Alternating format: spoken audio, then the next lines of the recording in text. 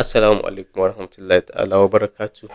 To yadda na alƙawali cewa akai za mu ta karanta wannan takardar mai suna falalar bin iyaye da hatsarin saba masu na Sheikh Tijjani Bala Kalarawi.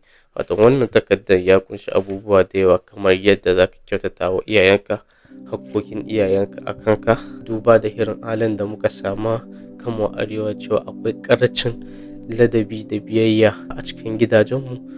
Kuma wannan takardar na san zai taka rawa in addressing some of the problems we are facing at home. A cikin wannan takardar malam ya lissafo wasu hanyoyi da za ka kiyaye hakkokin iyayenka guda 24.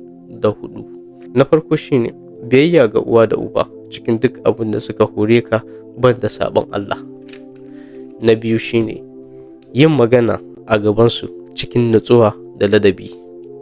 Na uku, miƙewa tsaye yayin da suka shigo inda kake don girmamawa.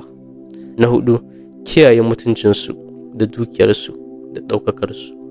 Na biyar, girmama su da ba su duk abin da suke bukata.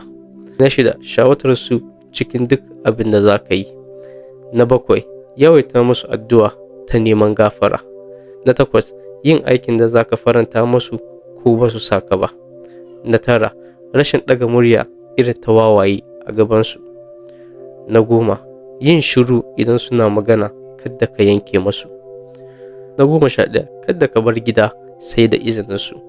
Na 12, barin ɗaga murya lokacin da suke bacci don ka tashe su.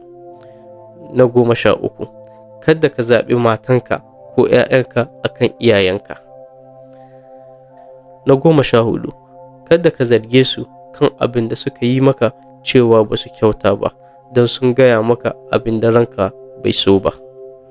Na 15, kada ka kyakkyata dariya a gabansu irin ta wawaye. Na 16, kada wajen cin abinci ka dinga ɗauko na gabansu. Na 17, kada ka riga su saka hannu cikin abinci kafin su saka hannu. A nan za mu tsaya ta hanyoyin da malam ya lissafa da za mu iya bi ta kiyaye hakkokin iyaye. Duk inda muka yi kuskure Allah ya gafarta mana, duk inda muka yi daidai Allah ya ba mu ladansa. Allah ya samu dace. Amin.